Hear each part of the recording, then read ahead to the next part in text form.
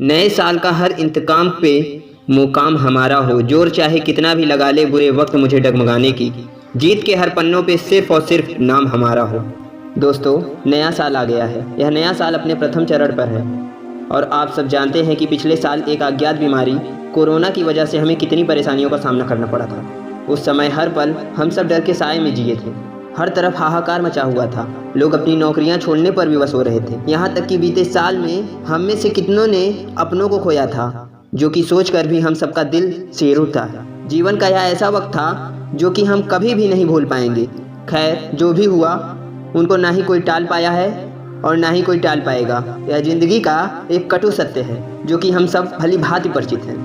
लेकिन इतना भी कुछ होने के बाद भी अगर हम सब जीवित हैं, इसका मतलब ऊपर वाले ने हम सबको कुछ कारणवश ही जीवित रखा है। शायद ऊपर वाले ने हम सबके लिए कुछ अलग सोच कर रखा है। इसलिए हमें भी खुद को मजबूत करके और सारी बाधाओं को पार करते हुए आगे बढ़ते रहना चाहिए और भविष्य को एक अच्छे दिशा की ओर ले जाना चाहिए। दोस्तों, आइए एक छोटी सी कोशिश के जरिए हम खुद को प्रेरित करें, जो कि कहानी के माध्यम से आप सब तक पहुंचाने की कोशिश की गई है। आशा करता हूं आप सबको थोड़ी मदद मिलेगी और नए साल में आपको और आपके अपनों के लिए खुशियां लाएंगे। दोस्तों, आप सब जानते हैं कि लोग ज़्यादातर ऐसे इंसान को महत्व देते हैं जो अपनी ज़िंदगी में सफल रहा हो। उन्हें पूजते हैं और उनकी समाज में ज़्यादा इज्जत भी की जाती है। उनकी लोग हर बात मानते हैं जो अपने जीवन में सफल होते हैं। लेकिन वहीं दूसरी ओर लोग असफल इंसान का मजाक बनाते हैं, उनकी निंदा करते हैं, तरह तरह के बातों से उन्हें और नीचा दिखाते हैं। समाज में उसे सबसे अलग रखा जाता है और तो और उनकी लोग कभी भी इज्जत नहीं करते। लेकिन अगर वही असफल इंसान सफल बन जाए तो कुछ लोग चापलूसी करना शुरू कर देते हैं और उनके पीछे चलने लगते हैं। आज हम एक ऐसे ही लड़के की बात करने जा रहे हैं जो कि अनेकों असफलता के बाद भी आज एक सफल मुकाम पर है। हम बात कर रहे हैं ओम नाम के एक लड़के की, जो कि बचपन से ही पढ़ने में अच्छा था। ओम अपने बचपन के दिनों में हमेशा अपने कक्षा में प्रथम स्थान पर रहता था। पढ़ाई के साथ साथ वह एक अच्छा गायक भी था। अपने कक्षा की तरफ से वह हमेशा विद्यालय की प्रोग्राम में हिस्सा लिया करता था।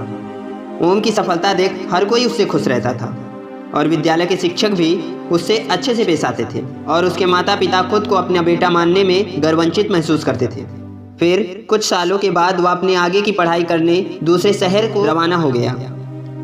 दूसरा विद्यालय और दूसरी शहर उसके लिए बिल्कुल नया था। ओम उस शहर में अकेला ही रहता था क्योंकि उसके माता पिता गांव में ही छोटा सा कारोबार किया करते थे, इसलिए वो ओम के साथ नहीं रह पाते थे। कुछ सालों तक सब कुछ ठीक चलता रहा, लेकिन उसके बाद ओम को अकेला महसूस होने लगा और उसका पढ़ाई में भी मन लगना बंद हो गया। ओम के मन में तरह तरह के गलत विचारों ने प्रवेश कर लिया, जिसकी वजह से वह विद्यालय जाना बंद कर दिया। कुछ दिनों के बाद उसके माता पिता गांव से वापस उसके पास मिलने आए, लेकिन जब उन्हें यह पता चला कि उसने विद्यालय जाना बंद कर दिया है तो उसे बहुत डांट मिली और साथ में मार भी पड़ी। उससे तंग आकर उसके माता पिता ने उसे दूर के एक विद्यालय, जिसमें कि एक छात्रावास भी था, वहीं रहकर पढ़ने के लिए भेज दिया। लेकिन वहाँ भी उसका मन पढ़ने में नहीं लगा और जैसे तैसे उसने 10वीं की परीक्षा बहुत ही कम प्रतिशत से पास किया। जब ओम 12वीं कक्षा में गया तो उसके जीवन में एक लड़की का आगमन हुआ और उसे उस लड़की से इतना प्रेम हो गया कि वह सब कुछ भूल बस उसी के बारे में सोचने लगा। उसके साथ मिलना जुलना, घूमना फिरना, हमेशा बात करना, ये उसकी दिनचर्या बन गई थी।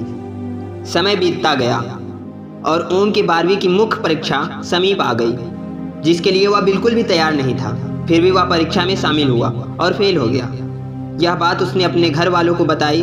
घर वाले ने उसे बहुत डांट फटकार लगाई और तो और उसकी प्यारी मोहब्बत ने भी उसका साथ हमेशा के लिए छोड़ दिया और जाते जाते यह भी बोल गई कि जिस तरह तुम फेल हुए हो, भगवान करे हमेशा फेल होते रहो। इस दोहरे सदमे में वह पूरी तरह से टूट गया। उसके आंखों से आंसू रुकने का नाम ही नहीं ले रही थी।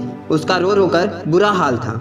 जिंदगी में ऐसा मोड़ भी आएगा ओम ने कभी नहीं सोचा था। उसे गहरा सदमा लगा था। दिन रात बस रोते ही रहता था, यहाँ तक कि ओम ने खाना पीना भी त्याग दिया था। एक रात तो उसने खुदकुशी करने तक का प्रयास किया था, लेकिन फिर वो रुका और अपने माता पिता और भाई के बारे में सोचा कि उसकी ऐसी कायराना हरकत से उसके परिवार वालों पे क्या बीतेगी। खुदकुशी का अंजाम सोचकर ही उसके रूह कांप गए। फिर ओम ने खुद को अंदर से मजबूत किया और मन में ठान लिया कि वो परीक्षा में सफल होकर दिखाएगा। और फिर ओम ने समय सारणी बनाई और सब कुछ से दूर बस पढ़ाई में लग गया। दिन रात मेहनत कर आखिरकार वही परीक्षा में सफल हो ही गया और उसके परिवार वाले बहुत खुश हुए। दोस्तों, जिंदगी में हर दिन कुछ न कुछ मुश्किलें आती रहती हैं, लेकिन हमें कभी हार नहीं माननी चाहिए। चाहे जितना भी बुरा वक्त आए, जिंदगी में आप हमेशा याद रखिए कि अंधियारे के बाद रोशनी जरूर आती है, अर्थात बुरा वक्त के बाद अच्छा वक्त जरूर आता है। अगर ज़िंदगी में कभी भी आपके साथ ऐसा वक्त आए तो आप अपने माता पिता या फिर अपने चाहने वालों को ज़रूर याद करना। आपको अंदर से हिम्मत मिलेगी और आप अच्छे वक्त की ओर जरूर जाएंगे। आइए नए साल में कुछ करके दिखाएं। अंत में बस यही कहूँगा, एहसास है वक्त का, एहसास है वक्त का, जो वक्त चला गया वो लौट कर नहीं आएगी। बस कुछ लम्हे याद रह जाएंगी। समय के साथ बदलाव लाना भी बुद्धिमानी है, वरना ज़िंदगी व्यर्थ हो जाएगा।